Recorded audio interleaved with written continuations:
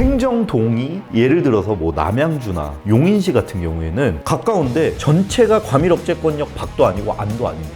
남양주시 안에서 갈려요. 청년이냐 아니냐, 과밀억제권역 아니냐 밖이냐, 이렇게 매트릭스를 딱 그려보면 둘 다 충족하면 100%, 둘 다 충족 안 하면 0%, 둘 중에 하나 충족하면 50%. 아니에요 대표님, 환급 받을 거 있을 테니 환급 받을 거 있으면 한번 해보라고 3억 2천을 환급 받아드렸거든요. 나라는 절대 저희가 안 낸 세금을 내라고 할지언정 더 낸 세금을 먼저 돌려주진 않습니다.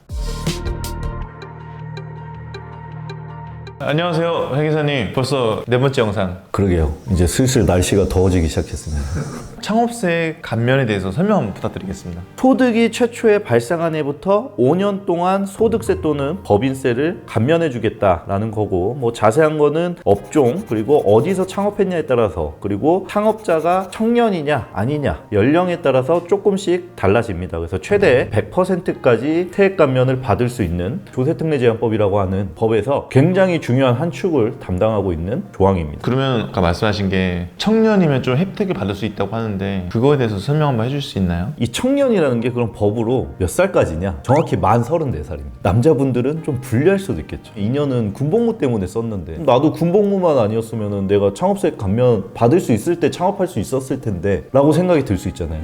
그래서 군복무 기간은 빼줍니다. 그러면은 군복무 기간을 뺀 내 나이가 만 34살 전에 창업을 한 게 인정이 되면 청년 창업으로 세액 감면을 더 높은 퍼센테이지로 받을 수 있어요. 최대 6년까지 빼주는 걸로 알고 있거든요. 어느 정도로 세금 감면 해주나요? 일단은 수도권 과밀억제권역 아니냐 바뀌냐에 따라서 나뉘는데, 이 말 그대로 수도권 과밀억제권역이라는 거는 여기는 너무 몰려있다라고 얘기를 하는 곳입니다. 몰려있는 곳에 창업을 장려하다 보면은 더 많이 몰릴 거잖아요. 그래서 청년의 경우 과밀억제권역 안에서 창업을 하면은 대략 50%, 밖에서 창업을 하면 100% 이렇게 감면을 적용시켜주는 조항인 거죠. 근데 애매한 부분들이 좀 있을 것 같아요. 아 진짜 그거 좋은 질문이에요. 행정동이 예를 들어서 뭐 남양주나 용인시 같은 경우에는 가까운데 전체가 과밀억제권역 밖도 아니고 안도 아닙니다. 남양주시 안에서 갈려요. 예를 들어서 이거 도로를 하나 가운데 두고 여기는 과밀억제권역 밖, 여기는 과밀억제권역 내. 그러면 길 건너서 사무실을 얻냐, 여기 사무실을 얻냐에 따라서 감면율이 엄청난 차이가 있을 수도 있죠. 그러니까 이거는 반드시 좀 확인을 해보셨으면 좋겠어요. 사업자 내기 전에 그 소재지가 억제권역 밖인지 내인지. 송도는 어떻게 되나요, 송도? 송도는 그 인천 경제 자유구역으로 지정이 돼서 거기도 과밀억제권역 밖으로 쳐줘요. 거기서 많이들 하겠네요, 그러면. 그쵸, 이제 거기서 많이 하는데 사실 송도에서 창업세액 감면을 불법의 여지가 있게 받으신 분들이 있어서 조사가 굉장히 많이 나와서 세금을 많이 추징을 당했죠. 그럼 김포, 성남, 분당 뭐 이런 데는 어떤가요? 김포는 과밀억제권역은 아닙니다. 정확히는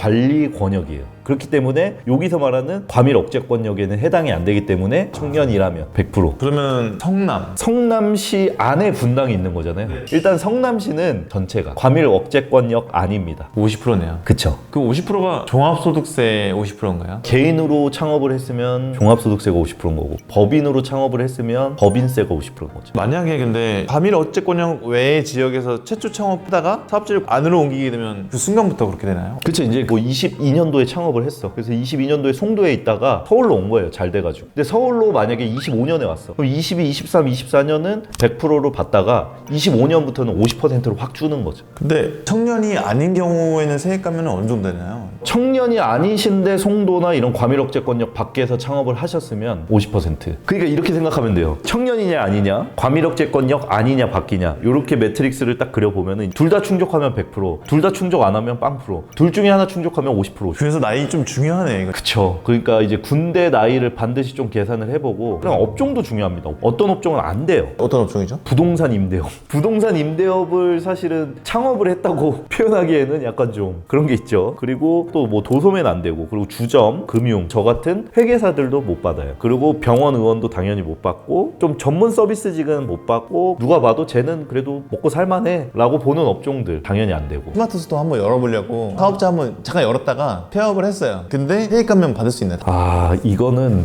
쉽진 않을 거예요. 최초 창업이라는 거에 대한 의미가 되게 중요해요. 예를 들어서 이거예요. 내가 퇴사를 했어. 그래서 처음으로 사업을 하고 싶어서 내가 직장 다닐 때 장사 되게 잘 됐던 중국집을 눈여겨본 거예요. 근데 마침 중국집 사장님이 그걸 매물로 내놨네? 그럼 이거 이어서 받아서 내가 사업을 이어서 해요. 이거 최초 창업일까요? 최초 창업이 아닙니다. 이 중국집이라는 사업체는 이미 예전부터 있었던 사업체인 거예요. 그래서 이게 이어서 받은 거는 당연히 안 돼요. 아까 말씀하신 것처럼 스마트 스토어 하다가 그만뒀다가 다시 했어. 그럼 이거는 당연히 최초가 아니겠죠. 내가 이미 예전에 했으니까. 사업자 등록증을 함부로 등록하면은 여기에 해당이 안 될 수도 있습니다. 그래도 이제 다행인 거는 폐업 후에 다른 종류의 사업을 개시하는 건 괜찮아요. 근데 이게 다른 업종이라는 게 굉장히 세부적으로 들어가기도 해요. 한식을 했어. 조금 더 퓨전 한식으로 바꿔서 해보고 싶다. 그럼 이건 최초 창업으로 볼까요? 아닐 것 같은데요. 이건 안 봐요. 자, 두 번째. 한식이 잘 돼. 그럼 이번에 양식에 한번 도전해봐야겠어. 양식 음식점을 새로 냈어요. 이건 최초 창업일까요? 아닐까요? 최초 창업이 아닐 것 같아요, 왠지. 최초 창업입니다.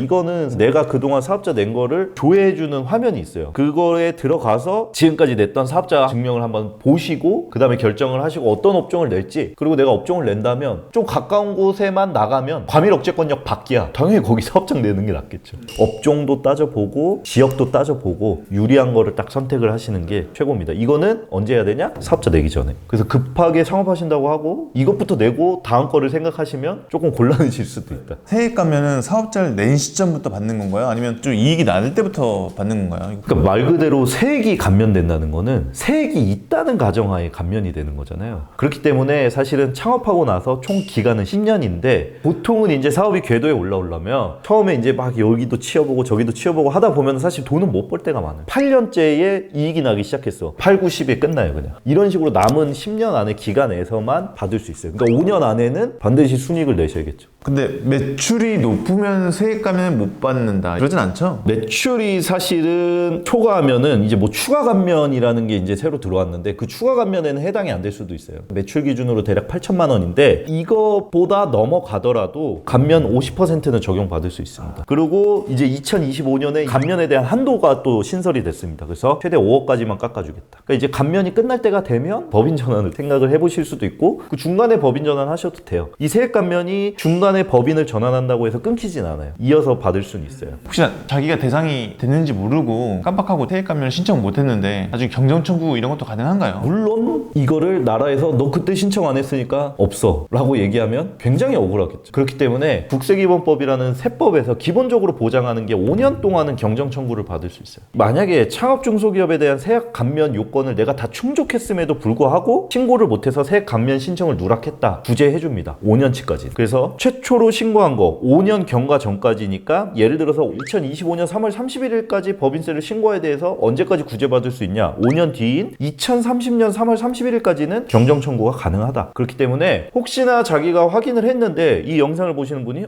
나 창업세액 감면 해당인데 나 왜 안 됐지? 라고 확인되시는 분들은 보고 연락을 주시면 저희가 경정 청구를 다 도와드릴 수 있습니다. 너무 영업하는 것 같긴 한데 근데 이거는 진짜 아셔야 돼요. 여러분들 이 창업세액 감면도 그렇지만 여러분들이 신청을 안 하고 있으면 저희 국세청인데 이거 왜 신청 안 하셨어요? 저희가 넣어서 세금 환급시켜 드릴게요. 절대 안 합니다. 어떤 경우가 있었냐면은 임대업 하시는 분인데 세금 계산서를 전자세금 계산서로 받았어요. 근데 이거를 세금 신고하는 세무대리인이 그냥 매출에 대해서만 다 신고를 한 거예요. 그러니까 매입 전자세금 계산서면은 뭐죠? 이 자료는 국세청도 수록하고 있는 거죠. 얘네가 알까요, 모를까요?